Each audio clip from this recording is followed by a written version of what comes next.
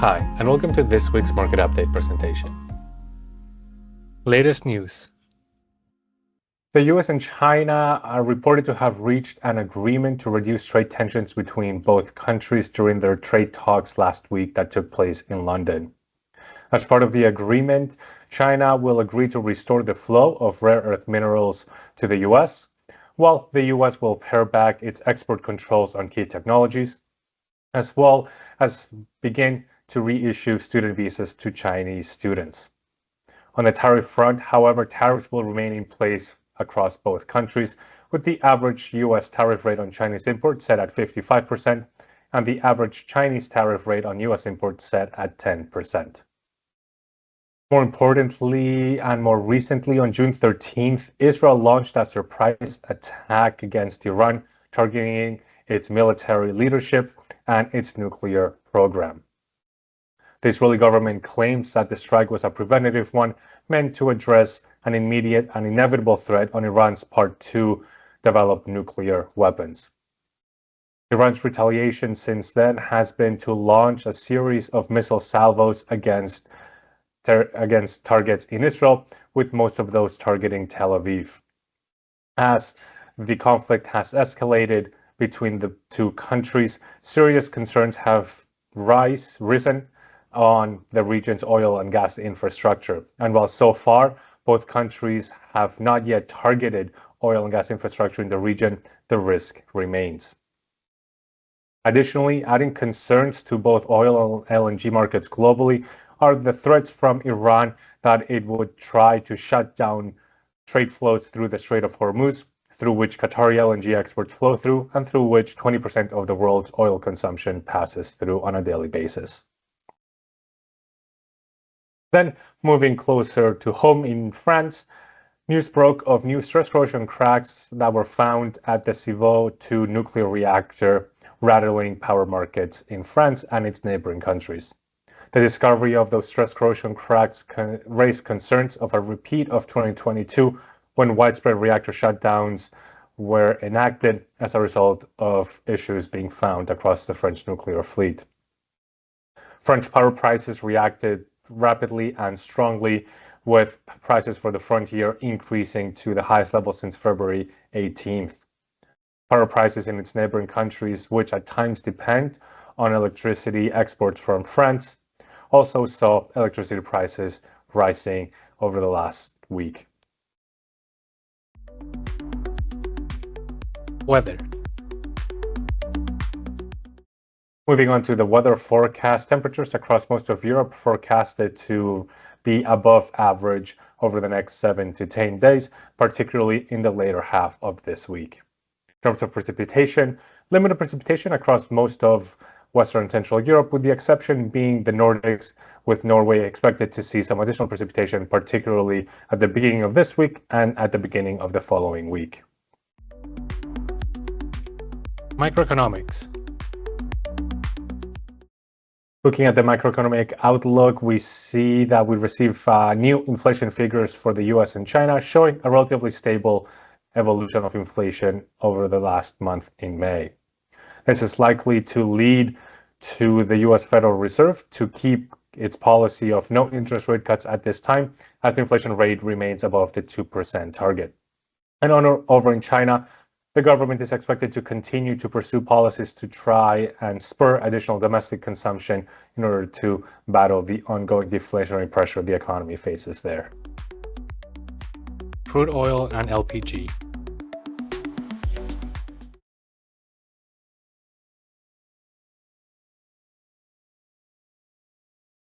Looking at crude oil prices, as mentioned earlier, they saw a significant uptick over the last few days, driven by the escalating situation in the Middle East. The August 25 product, for example, saw prices increase around 12% for both WTI and Brent crude oil.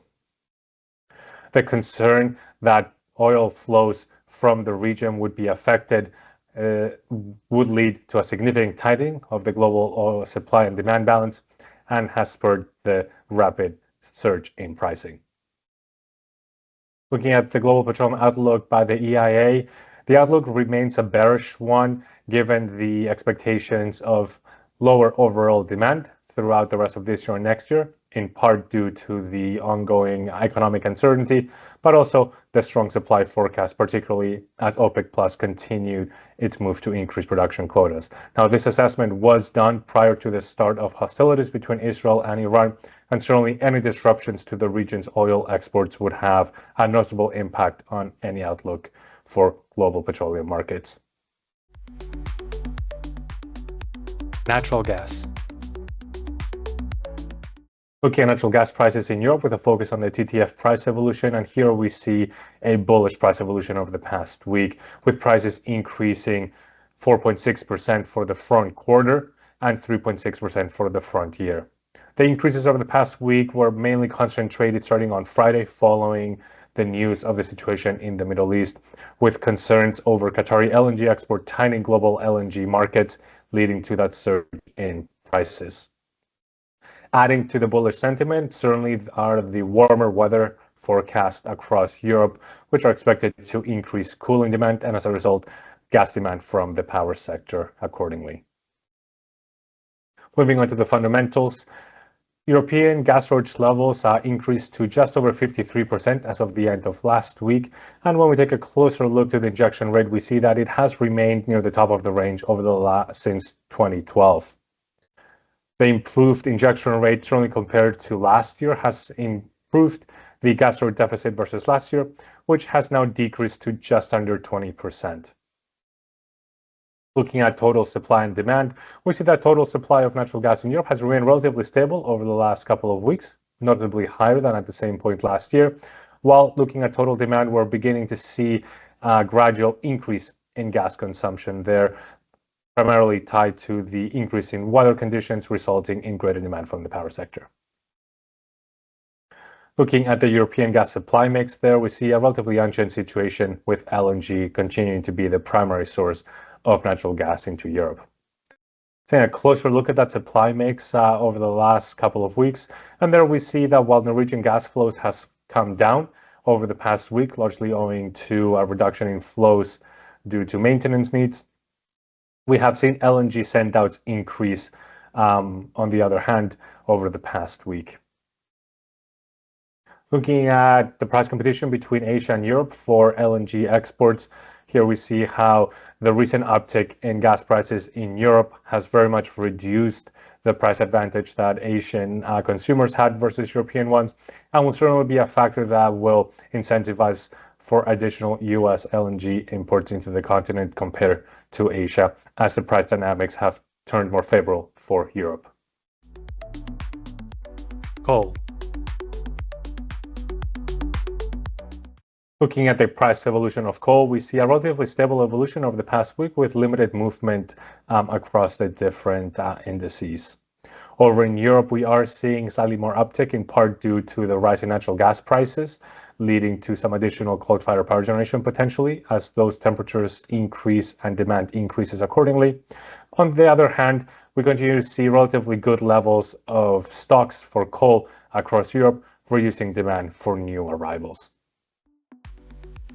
EU and UK emission allowances. Looking at emission allowances, here we see an uptick in the price level for both the European and UK market. The increase in the European market, more modest at just around 2.6 to 3% over the past week, and in part owing to the increase in natural gas prices and also the concerns over greater power sector emissions during the summer due to warmer than average temperatures. Over in the UK, we also see the weather having that bullish impact on the market, but we continue to see the expectations of a recoupling of the UK and European carbon markets, adding support to emission prices for the forward products. Looking at emissions from the power sector, while we see those at the lowest level since at least 2019 as shown here, there are certainly concerns that during the summer months we could see that increase. On the one hand, due to the warmer temperatures increasing cooling demand, and on the other hand, due to the concerns over the French nuclear power output, which could see an increase in demand for fossil fuel power generation in order to make up for the loss of nuclear output. Electricity. Looking at electricity markets now with focus on German power market as a reference for Europe. And here we see a similar evolution as with natural gas, with prices increasing over the past week across the board. The increases in electricity prices is very much driven by the uptick in both natural gas and carbon prices. The uptick in electricity prices in Germany more noticeable during the winter months, with Q4 of this year increasing by 5.3%. And Q1 of 26 by 4.12%. That has also been driven by the concerns over the French nuclear power output, where during the winter months, when we see tighter supply and demand conditions, we typically see an increase in imports from France, which might not take place this year if the ongoing issues across the French nuclear fleet are worse than anticipated. Look at the price evolution across other European countries. We see a similar evolution with prices increasing across the board there. Well, in the Nordics, we see that as well, particularly for Denmark, with the more rain forecasted in the Nordics, easing some of the upward pressure there. Looking at the fundamentals, starting with total demand and residual load, there we're starting to see an uptick in total grid demand, largely driven by the uptick in temperatures, while on the other hand, residual load remains at the lowest levels since at least 2019. In terms of the supply power mix here, we can begin to appreciate how the record high level of solar power generation has helped reduce the share of particularly gas and coal-fired power generation. Although as we can see here, the drop in nuclear power output is certainly to add to the demand of other sources. Starting with the nuclear power generation, as we can see here, we see a decrease over the past week, and the expectation is that if additional reactors are needed to be inspected and maintenance is needed, we could see the outlook for French nuclear generation worsen below the average over the last 5 years. Looking at renewable power generation, on the other hand, we see a record high level for this time of the year, with the increase over the past week largely driven by an uptick in wind power generation. While on the fossil fuel side of things, that remains at the lowest levels over the last 5 years, although concerns remain that a hot summer and a reduction in nuclear output could see additional fossil fuel power generation. Looking at the renewable outlook here, we can see how the uptick in wind power generation was most pronounced over the past week, while solar power generation has remained relatively stable week over week, although it does remain at record high levels for this time of the year. On the other hand, hydro reservoir generation remains at the lowest end of the range since 2019, but we have seen an uptick in run-over-the-river generation, which is now near the average over the past 5 years. In terms of fossil fuel power generation, there we are seeing a slight uptick in fossil gas power generation, as you can see here, although it does remain at the lowest level over the past 5 years. And then lastly, looking at the price of guarantees of origin, there we see a slight upward movement, particularly as we look further along the curve, with prices in the shorter term remaining relatively more stable. Surely the strong renewable power generation we're seeing so far this year is adding some downward pressure on prices for the 2025 years of production, although the uncertain economic outlook and the uncertain growth for renewables moving forward due to the trade tensions in particular could see that weigh down future growth expectations, adding to some of the upward movement we're seeing in the market. That covers this week's market presentation. Thank you for joining.